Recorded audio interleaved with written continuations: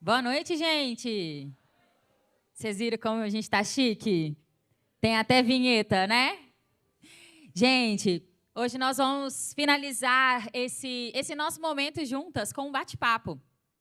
E eu não sei se vocês repararam aqui, ó, nas nossas blusas, né? A equipe aí que está trabalhando, nós estamos com um símbolo lilás. Alguém pensa aí por quê?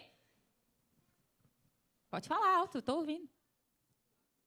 Por causa do Agosto Lilás, né? Nós abrimos aqui para esse bate-papo, para a gente conversar um pouquinho sobre o que esse mês significa, né? É um símbolo para esse mês de agosto, o Agosto Lilás, que é um mês da conscientização ao combate à violência contra a mulher, né? Então é isso. Então eu convidei aqui algumas mulheres maravilhosas, sábias, cheias de sabedoria, humildade, para a gente bater um papo sobre isso hoje. E eu já quero adiantar o seguinte, ao longo da nossa conversa, se surgir alguma dúvida, se você quiser fazer alguma pergunta para uma das nossas 3 convidadas, eu vou pedir aqui para essas 3 lindezas aqui na frente, só você procurar elas, pode anotar num papelzinho se você tiver, entrega para elas, ou pode mandar no WhatsApp da Verônica, para quem tiver. Se tiver um papelzinho, se quiser chamar uma das meninas para fazer sua pergunta, Karina, a Márcia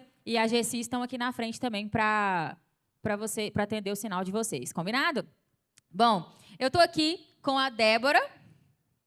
A Débora é formada em psicologia e atua na área, na Casa Luz, aqui em BH. A Casa Luz é uma clínica de vários atendimentos médicos, né? E uma das especialidades é psicologia e psiquiatria. Então, nós vamos ouvir aí o lado psicólogo aí da Débora. Também recebemos a Diene. A Diene é médica ginecologista e obstetra integrativa. Ela é especialista em climatério e menopausa. Uai! Ó o calor! E também recebemos a Núbia. A Núbia é mestre em Direito Privado, advogada, professora, palestrante, brava, muito chique. Muito chique. E nós vamos começar esse bate-papo. Eu tenho algumas perguntas, né, para a gente começar aqui. E primeiro eu quero perguntar para a Núbia. Bebe água rápido. Conta para a gente, Núbia, quais são as formas de violência contra a mulher? Bom, pensando nas modalidades de abuso, né, e é importante saber porque a Lei Maria da Penha, ela protege todos os tipos de violência contra a mulher.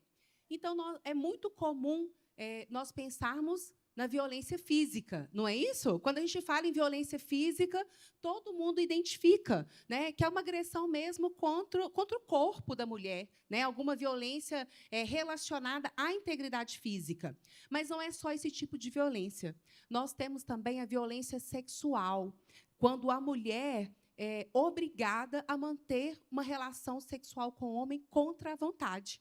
A mulher tem a liberdade de escolha, mesmo se ela for casada. Nós temos também a violência patrimonial, que é tudo que compromete os recursos e os bens da mulher.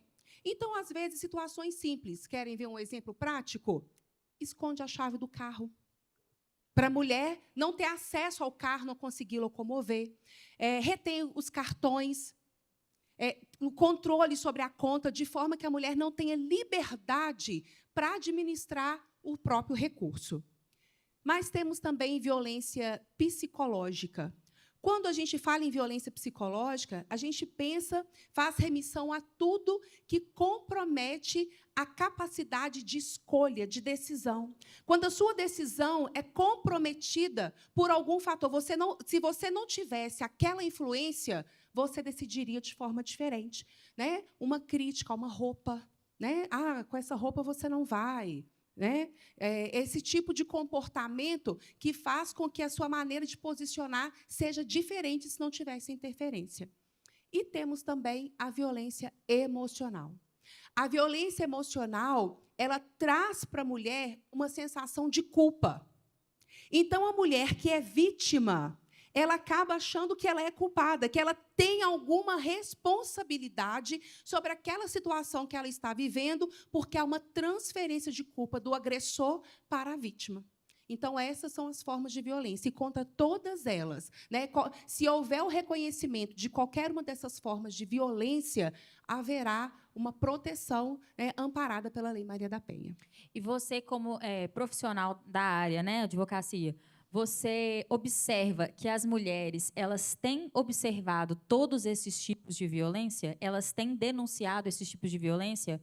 Ou porque é mais comum denunciar quando parte para uma agressão física, né?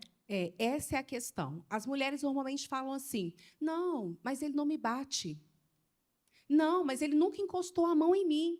Então, elas não conseguem identificar as outras formas de violência. Então, se ele não bateu, né, se ele não agrediu fisicamente, eu não sofro violência. E não conseguem perceber essas outras formas. Débora, conta pra gente quais são os principais sintomas psicológicos desses tipos de agressão, de violência contra a mulher. Ok. É importante a gente refletir que nessas situações de violência doméstica sempre há um clima de tensão, interação pesada, complexa, que sempre tem muito manejo para se relacionar. Então, o nível de cortisol aumenta muito, a gente está aí com a depressão e com a ansiedade de prato cheio fácil. Além disso, a gente pode ter também mulheres que vão adotar traços de personalidade, de transtornos de personalidade, para poderem conseguir sobreviver àquilo. Então, ela começa a adotar traços de borderline, que prejudica muito a sua interação e o seu relacionamento. A mulher vai entrar num nível de transtorno de personalidade esquizoide, N coisas que antissocial, que ela vai se afastar, vai se retrair, isolamento social. Então, a gente tem muitas maneiras de desdobramentos de efeitos psicológicos nessa pessoa. O que a gente vai observar principalmente? Essa depressão e essa ansiedade. Nós vamos observar aumento ou perda excessiva de apetite, sono alterado, isolamento social, pensamentos muito acelerados, muitas informações. Quando chega em um nível maior, a depressão maior, síndrome do pânico, tudo isso são fatores que são impactos e nós precisamos estar atentas.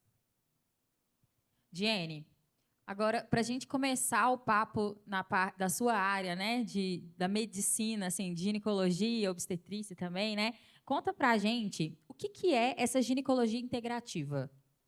Ginecologia integrativa, na verdade, medicina integrativa, a gente tem falado muito sobre isso, é o caminhar do médico não olhar só agora um órgão ou a saúde ali dentro do exame, ou no exame físico, exame laboratorial, exame físico, mas sim o todo. Então, integrar mente, corpo, espírito e contexto social. Então, hoje, o que eu trabalho paciente chega com uma queixa, uma demanda. Exemplo dessa semana, a menina veio de 15 anos, metrorragia, sangramento vaginal, sangramento, 15 dias sangrando. Conversando com ela, percebi que a gente tinha um quadro de depressão grave, 6 tentativas de autoextermínio que a mãe não sabia. Conversei com ela, chamei a mãe. O sangramento era o pior dos nossos problemas. Então, é esse olhar que a gente tem que ter para o paciente. Não é, às vezes, a queixa do paciente é a pontinha do iceberg. É um detalhezinho que, quando você vai abordando, vai conhecendo, você vai vendo, você vê onde está realmente a raiz do problema e aborda de uma maneira realmente transformadora na vida da pessoa.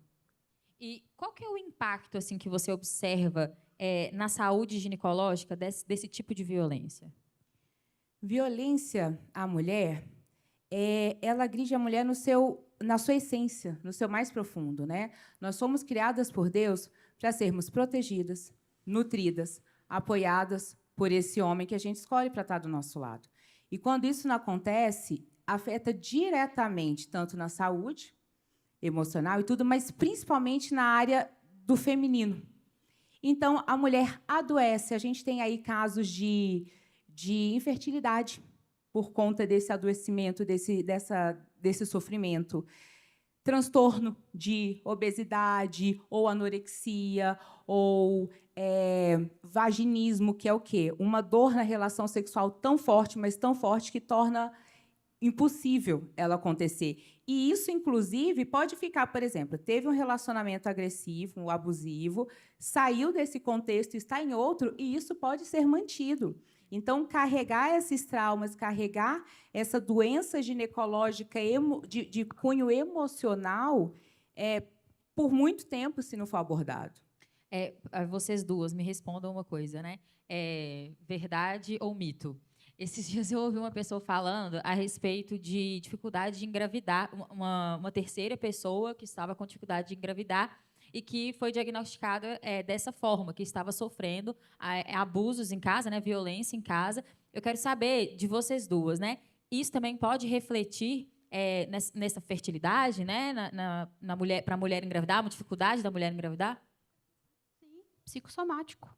Muitas doenças psicossomáticas. A Diene citou algumas aqui. A infertilidade, muitas questões em relação a não só a dor da relação, coceira mesmo, da parte íntima, sistema gástrico todo fica muito comprometido. Fibromialgia. Fibromialgia, batata. Então, tem muito a ver. E quando a gente fala doença psicossomática, às vezes as pessoas pensam que é coisa da cabeça, né? É emoção. Gente, nossas emoções se transformam em química no nosso organismo. Então, quando a Débora falou que cortisol fica alto, cortisol é o hormônio do estresse. A gente diz que quando a gente está com cortisol alto, nosso organismo se prepara para luta ou fuga.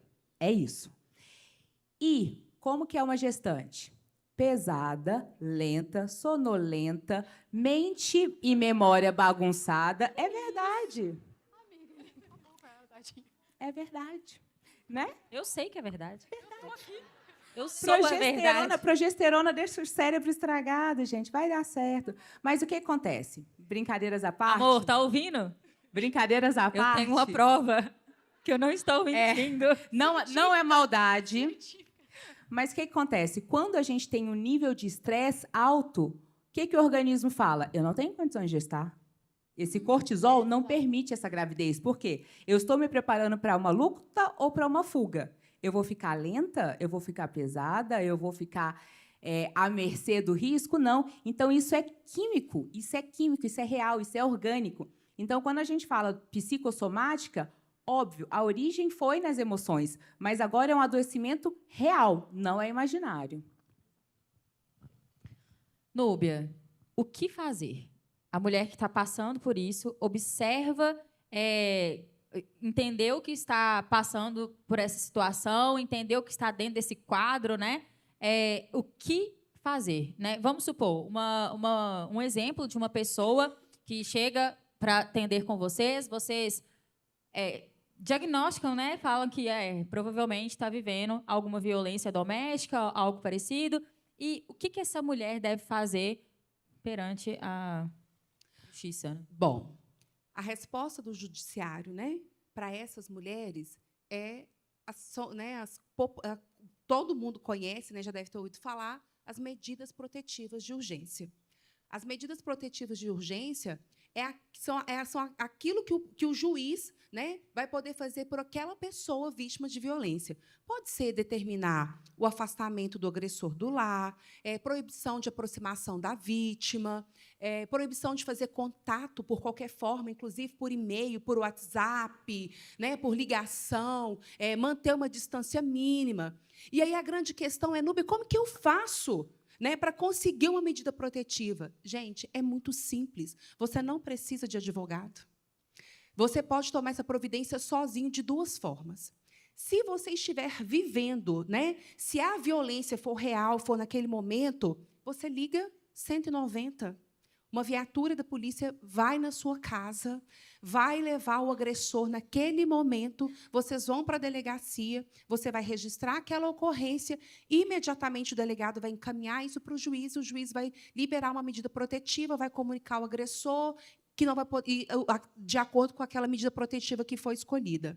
Dúvida. Mas, Núbia, Se não tiver uma prova de uma agressão física, não tem não problema. tem problema. Não Pode tem denunciar da mesma problema. forma. Pode denunciar, porque a Lei Maria da Penha, ela é favorável à vítima. Ela entende essa necessidade de proteção, ela sabe que nem sempre a violência deixa marca, ela sabe que nem sempre vai ter vestígio, nem sempre vai ter testemunhas, né? Então, ela é favorável. Basta a palavra da vítima e o mínimo de indício suficiente para conseguir a medida protetiva.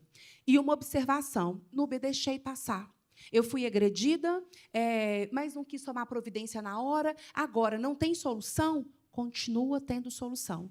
Ainda que não seja em flagrante, né? Ainda que aquele agressor não seja alcançado naquele momento, a mulher pode sozinha ir até uma delegacia de mulheres, delegacia especializada, em qualquer dia, qualquer horário, e registra a sua ocorrência, mesmo que a agressão já tenha cessado momentaneamente. E, como eu disse no início, não precisa de advogado, pode ir sozinha.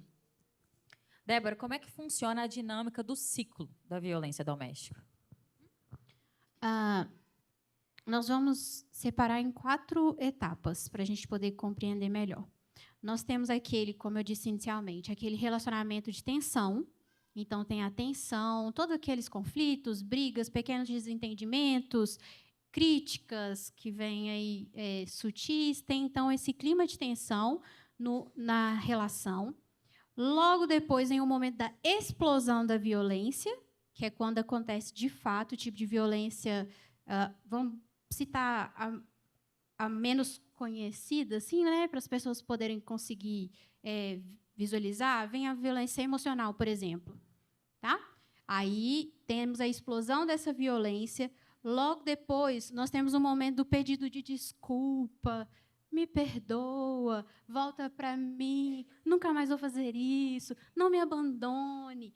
É culpa do álcool, é culpa da droga, do trabalho, da relação externa à casa, qualquer outra coisa assim. E aí, nesse momento, as mulheres, muitas vezes, retiram essa queixa. Se ela fez a queixa lá inicialmente, no momento da explosão da violência, muitas vezes, nesse pedido de perdão, elas retiram a queixa. E vem o período da lua de mel, que é o momento de uma falsa estabilidade da relação. Começa tudo de novo. A gente volta nas tensões. É um looping constante. Temos perguntas? Não chegou perguntas?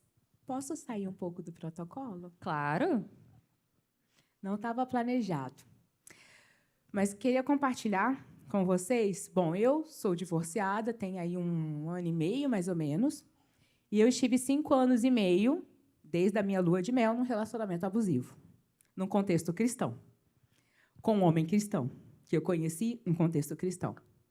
E foi muito difícil, porque eu me olhei e falei, eu sou uma pessoa formada, eu tenho inteligência, e eu não entendia por que amigas e pacientes minhas passavam por relacionamentos abusivos. Falei, gente, mas o que essa mulher fez para se meter num negócio desse? Será que ela não percebeu? E hoje eu consigo entender quando, né, mulheres acabam aceitando isso. No meu caso, foi mais uma imposição religiosa, não foi nem tanto uma dependência emocional, que é o mais comum. Mas o meu foi imposição religiosa. Casamento é um só para a vida toda. Então, oramos. Acompanhamento pastoral, obrigada. Acompanhamento pastoral, psiquiatra, psicólogo, tudo que vocês puderem imaginar. Viemos para a Igreja da Família porque estávamos precisando de ajuda. E dentro do contexto cristão, quando eu tomei minha decisão, foi quando eu estava orando, e eu falei, Senhor, é até que a morte nos separe, então leva um ou outro, eu não aguento mais. Quando eu fiz essa oração, eu falei, acabou, Jenny, chega. E aí, quando eu fui comunicar, né, minha família, meus pais e tudo, eu ouvi de um líder religioso, eu sei, na maior das melhores intenções, que me disse assim: Jenny, o que Deus uniu não separe o homem. E eu falei: você sabe que eu estou passando por isso, por isso, por isso, por isso. Sim, o que Deus uniu não separe o homem. Você sabe? E aí ele falou: você foi agredida fisicamente? Falei: não. Então, o que Deus uniu não separe o homem. E aquilo me doeu tão profundamente pelas mulheres que passam por violência que não é necessariamente essa.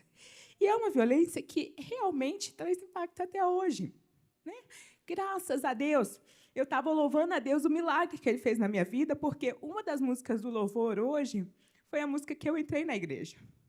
E a primeira vez que eu ouvi esse louvor, eu chorava, mas eu chorava pós-divórcio. E hoje eu consegui louvar a Deus e a grandeza de Deus e ver essa cura na minha vida. Mas não é fácil. Não é fácil. Então, às vezes, a gente, num contexto cristão, a gente se submete a coisas que talvez não seja da vontade de Deus. Não sou a favor do divórcio. E eu digo, eu sou a divorciada mais apaixonada pelo casamento que eu conheço, porque eu continuo acreditando no casamento, continuo acreditando na estrutura familiar, mas, às vezes, Deus não deseja aquilo para a gente. Então, o que a Verônica falou, né? Sabedoria. Quando persistir, quando orar e quando se retirar. Então, assim, senti de compartilhar com vocês. Edificou muito.